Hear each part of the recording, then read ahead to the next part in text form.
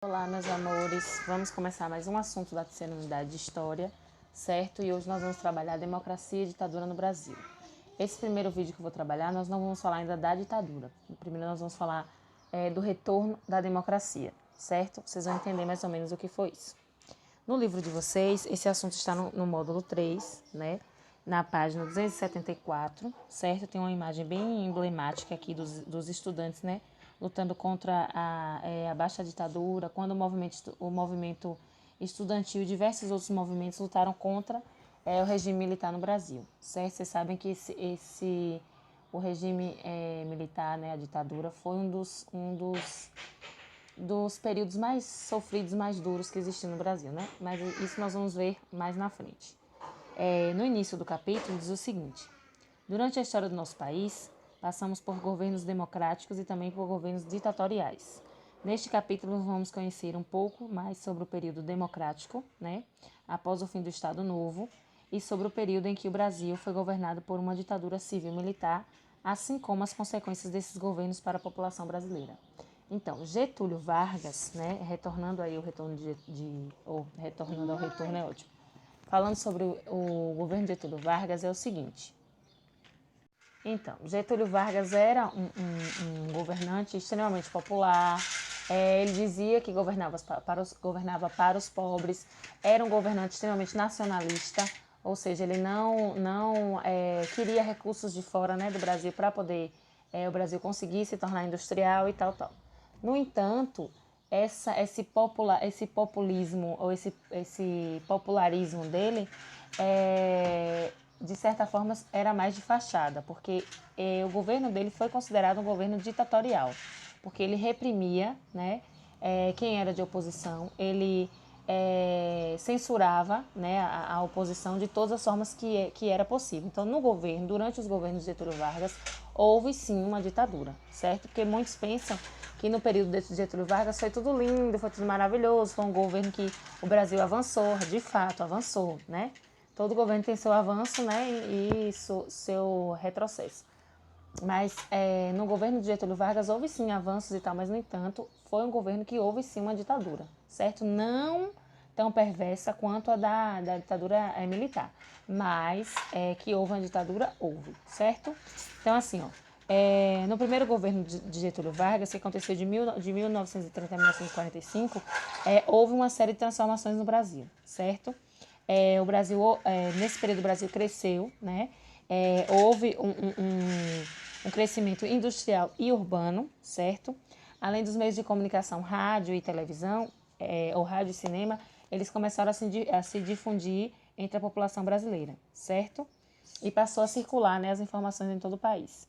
Então, durante o primeiro governo dele, ele fez grandes mudanças, grandes avanços aqui no Brasil, ok? Após o Brasil lutar, né, ao lado dos aliados contra o narcisismo lá na Segunda Guerra Mundial, né, que a gente terminou de trabalhar a Segunda Guerra Mundial, tornou-se clara uma contradição vivida internamente, né, com a ditadura do Estado Novo, ou seja, como é que a gente luta contra governos ditatoriais que aconteceram lá na Alemanha e na Itália. A gente consegue derrubar esse governo e aqui no Brasil a gente está vivendo uma ditadura interna. Então eles começaram a questionar o governo de Getúlio Vargas, entendeu? Houve um questionamento, começou a haver um questionamento desse governo, certo?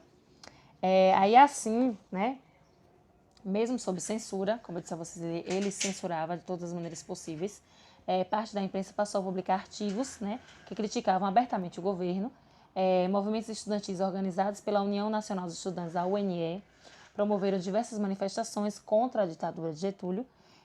Além disso, setores do exército deixaram de apoiar Getúlio Vargas. Então, o governo dele começou a enfraquecer quando as pessoas deixaram de apoiá-lo, certo?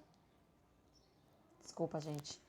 Aí, com o aumento das pressões e o fim do Estado Novo, Getúlio decretou um novo Código Eleitoral, né, permitindo que novas eleições presidenciais ocorressem.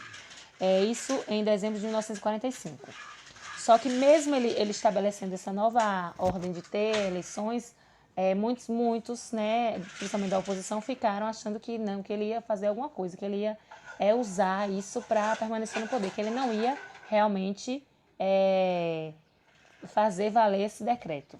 No entanto, né, tantas pressões que ele acabou sofrendo, ele renunciou em 29 de outubro de 1945. Aí acabou-se, encerrou o Estado Novo, certo? Aqui, ó, o retorno da democracia. Aí vem o retorno da democracia. Sim, fora Getúlio, já falei sobre essas situações e tal. Aí, quando ele saiu do poder, né? Quando Getúlio sai do poder, entra o general... Oi, mamãe. É o carro. Entra o general Eurico Gaspar Dutra, certo? Ô, mãe.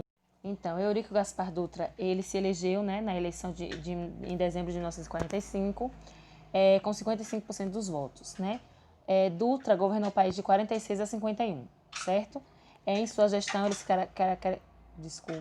caracterizou-se pelo fortalecimento das políticas com os Estados Unidos, né? Típico de general, né? Desculpa aí. Dessa maneira, tal como acontecia nos Estados Unidos, no Brasil o governo passou a perseguir pessoas suspeitas de ter algum envolvimento com o comunismo.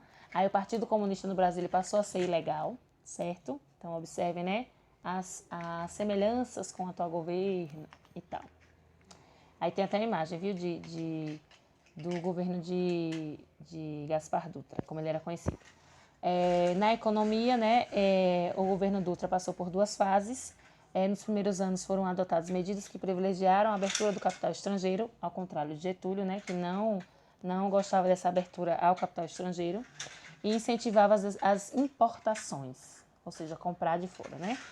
Porém, com a estagnação da indústria nacional e as dificuldades financeiras enfrentadas pelo país, um novo modelo econômico passou a ser praticado. Assim, foi adotada uma política que dificultava as importações, gerando um pequeno crescimento na produção industrial brasileira. No entanto, esse novo modelo econômico não foi capaz de controlar a crescente inflação no país, bem como não conseguiu melhorar as condições de vida dos trabalhadores que sofriam com o congelamento de seus salários, certo? Esse foi mais ou menos o governo de Gaspar Dutra.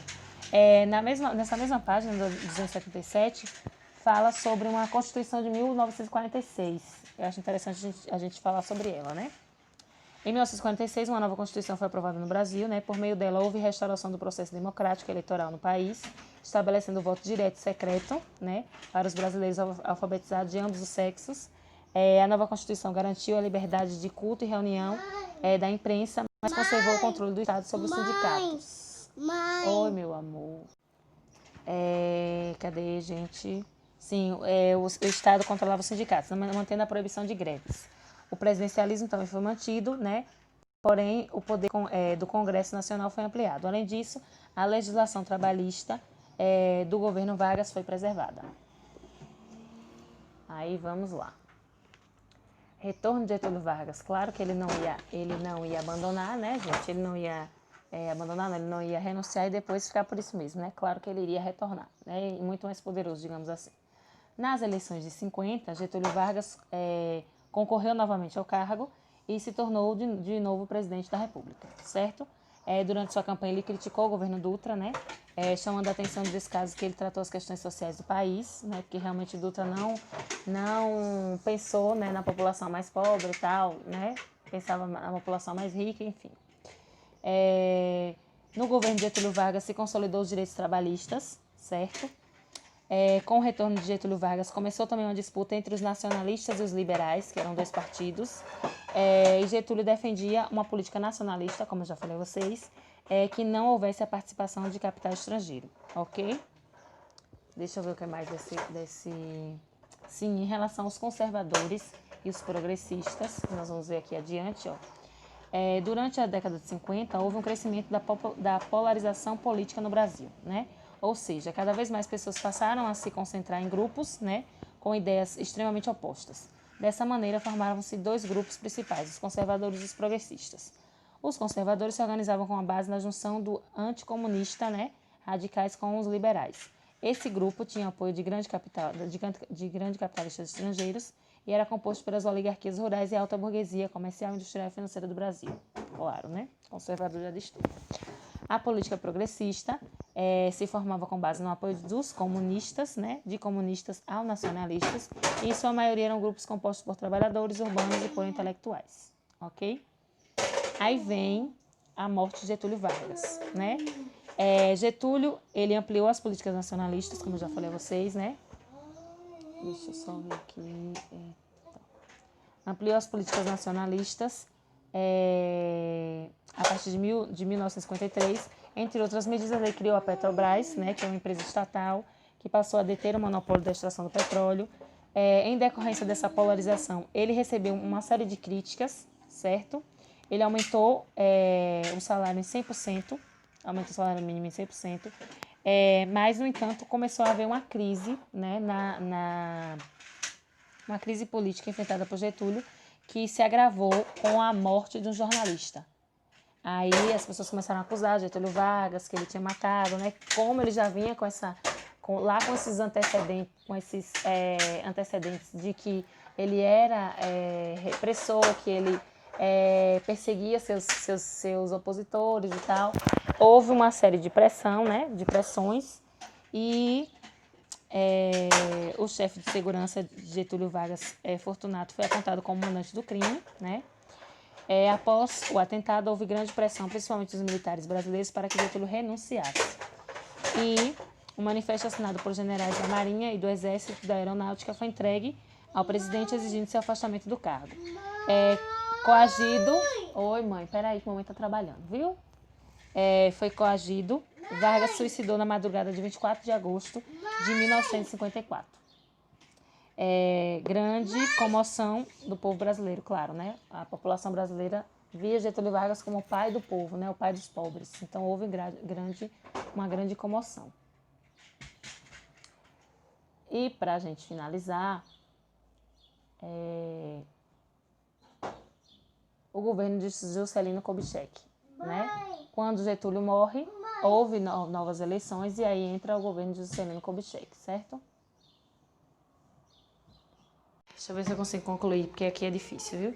Sim, como eu estava dizendo, né, no governo de Getúlio Vargas, de Juscelino Kubitschek, ele quase não assume a presidência, né, por conta da oposição, né, que não queria de jeito nenhum que ele assumisse.